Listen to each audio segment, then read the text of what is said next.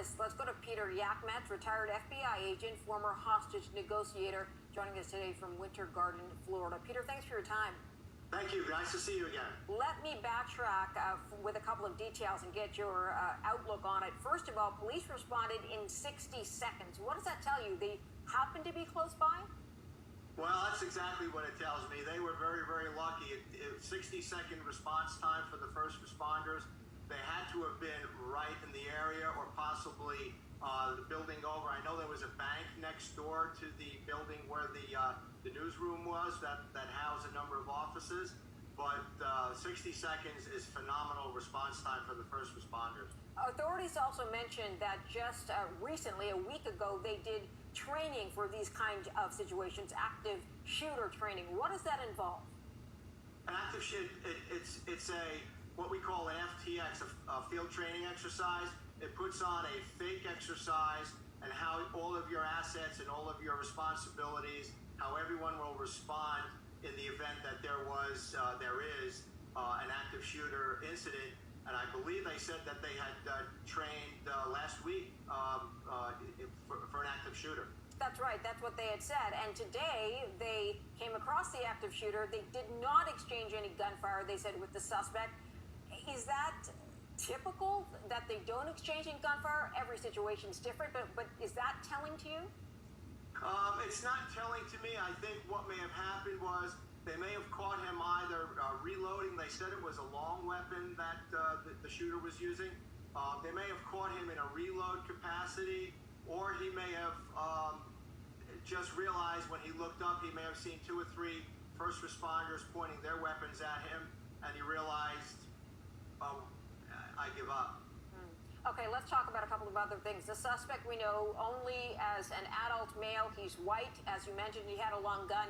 NBC is reporting that in some way he has obscured his fingerprints and was not carrying any ID. If Yes. this is the case, how do you go about identifying this person? What they're going to do is that they have the weapon that he used. They'll go by the serial number. The investigation will start obviously in the building. They'll put together a jigsaw puzzle of the entire crime scene. They'll put everything together. They'll have the weapon that he had. They'll take the serial number. They'll put it into the federal system. They'll trace it all the way through to him and anybody else who may have helped him with that weapon, or if it was just him, whether he has any other weapons, and identify him in that nature. All right, what about the fact that this person looks like they targeted a newsroom of a newspaper? Does that suggest a motive to you? Well, motivation is hard to, right now, since he's not identifying himself. From the last that I heard, he was not speaking with anyone. They're going to scrub the scene. They'll also look the perimeter, other weapons in the vehicle, interview everyone present, interview the subject, search for his residence. They're going to put a whole big jigsaw puzzle together.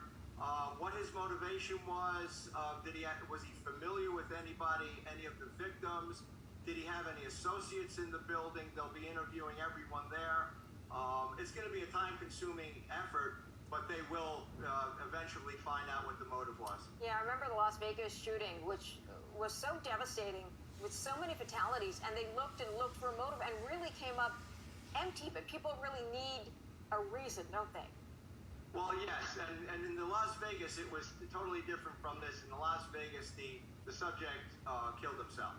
Yeah. So they couldn't interview him. If he had left a note, they may have had a motive, but apparently he did not leave anything to assist them with identifying a motive.